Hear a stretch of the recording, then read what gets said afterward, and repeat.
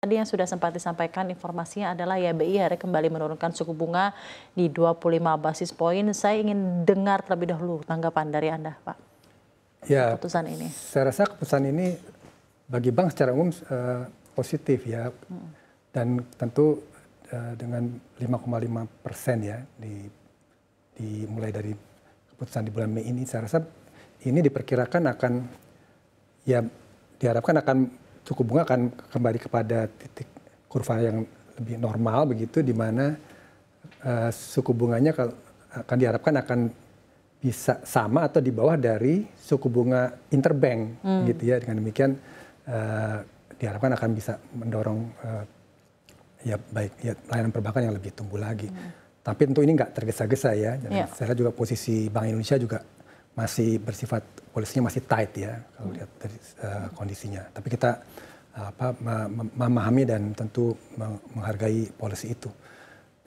Kemudian dari sisi bagi kami sendiri, tentu apakah ini akan mendorong pertumbuhan? Tentu kami berharap pertumbuhan ini peluang pertumbuhan yang baik ya, di mana bagi Alobank sendiri kami kan memang tentu memaksimalkan model bisnis kami yang hybrid ya, ada retail dan wholesale ini yang harus dioptimalkan dengan adanya penurunan suku bunga ini begitu. Dan tentu ada risk factor juga yang harus kita pertimbangkan dari sisi kalau tadi gubernur dari sisi wholesale begitu ya, memang kami tentu ingin memanfaatkan peluang pertumbuhan kredit ini, tapi tentu juga dengan selektif begitu ya, melalui berbagai model, apakah sindikasi, club deal ataupun bilateral, tapi tentu dengan selektif, dengan betul-betul yang menerapkan analisis risiko kredit yang prudent begitu.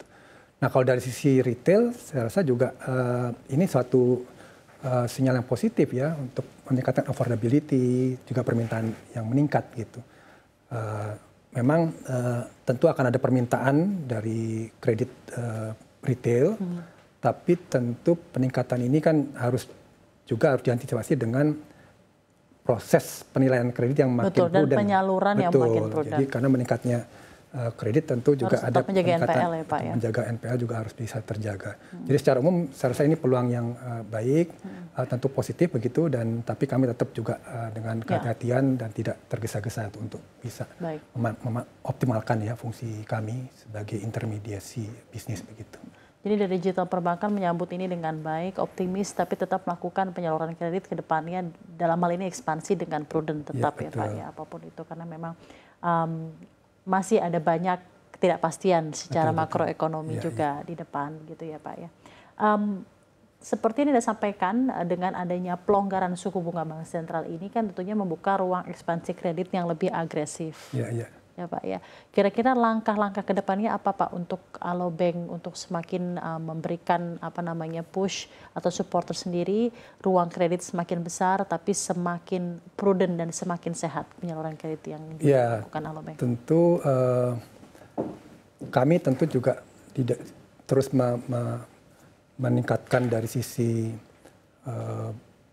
bagaimana kemampuan dalam hal underwriting proses ya semakin baik untuk mendukung pertumbuhan kredit ini. Kalau dari sisi retail tentu kami terus, karena kan retail digital lending atau pembiayaan digital ini kan memang model bisnis berbeda dengan yang biasa ya, di mana kami memang bermain di sesuatu penjaman yang unsecure, yang kami juga sebenarnya kan betul-betul berbasis data point yang kami olah untuk nanti menghasilkan sebuah penilaian skor dari penilaian skor. Iya, yang jadi bukan berupa kolateral tapi penilaian skor ya Pak ya. Oleh karena itu memang ada risk based pricing yang harus kami terus kembangkan, semakin baik, semakin detail, semakin granular, supaya kami lebih tepat lagi menjaga tadi ya pertumbuhannya tetap seimbang gitu, volume meningkat tapi juga kualitas kreditnya bisa kami jaga pada tingkat yang bisa kami terima begitu.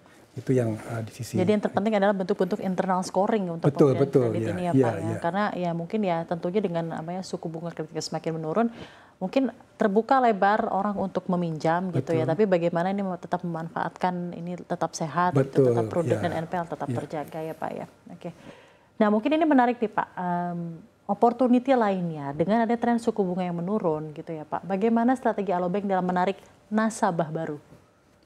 Ya, tentu ini kan pasti fokusnya bagaimana kami juga pricingnya kompetitif, begitu ya. Tentu juga dengan melihat pada relevansi dan juga risiko pasar ya, untuk tetap juga kompetitif. Nah kami tentu dalam hal strategi ini bagaimana kami bisa tumbuh begitu dengan model bisnis kami ya. Model bisnis kami kan memang digital dan juga ekosistem. Jadi tumbuh dengan pendekatan digital tapi juga mengintegrasikan dengan ekosistem. Nah tentu diharapkan kami bisa meningkatkan di sisi kontekstualitas supaya lebih tepat lagi begitu ya. Kemudian juga inovasi produk-produk yang value proposition-nya lebih baik ya, secara lebih customized lagi, lebih personalized, lebih convenient lagi begitu ya. Di mana kami juga dari sisi dua produk kami, baik itu pendanaan, kami juga memberikan produk-produk yang semakin fleksibel begitu ya, memberikan kemudahan-kemudahan sehingga membuat customer lebih nyaman menempatkan dananya di kami. Di sisi lending juga semakin fleksibel ya, dari sisi tenornya, dari sisi percepatan pembayaran, kemudahan dalam aplikasinya bisa lebih cepat begitu ya. Saya rasa aplikasi bisa dalam waktu hitungan menit begitu. Itu kan hal yang juga diharapkan supaya bisa meningkatkan strategi untuk pertumbuhan tadi. Efisiensi dan itu ya tadi yang memang ditawarkan secara spesifik dari digital bank. Betul, gitu ya, Pak, digital banking. Baik Pak. Nah penurunan suku bunga BI ini menurut Anda apakah akan berdampak langsung Pak terhadap model bisnis dan margin dari Alobank? Karena kalau kita ketahui bersama ya tentunya bank digital ini kan cenderung mengandalkan segmen bunga tinggi. Ya, Pak, ya. Seperti mungkin jawabannya mungkin tidak ya. Karena gini, ada dua segmen yang kami. Kalau di retail ini tidak langsung berdampak karena itu kami kan risk based pricing yang melihat juga profil risiko ya dari customer credit scoringnya, kemudian dari sisi historinya, dari cost of acquisitionnya customer, itu tentu akan membentuk nanti risiko-risiko profil dari customer, sehingga bagi yang kualitasnya baik tentu sangat kompetitif, tapi yang lebih tinggi tentu kami harus menyadangkan premi untuk mengcover risiko itu. Nah kalau bagi wholesale itu memang lebih direct ya. Bahkan kalau dengan suku bunga yang turun itu, beberapa model kredit wholesale ini kan ada model sindikasi, model bilateral juga begitu.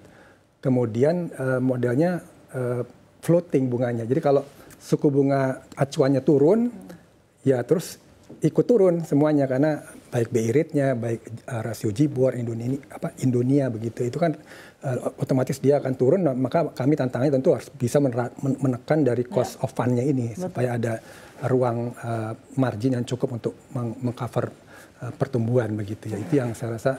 Oleh karena itu saya rasa kami terus harus optimalisasi dari struktur pembiayaan ini gitu, dan juga selektif dan cross selling supaya ada cross selling dengan fee based income begitu ya, tidak hanya dari interest begitu. Oh, dari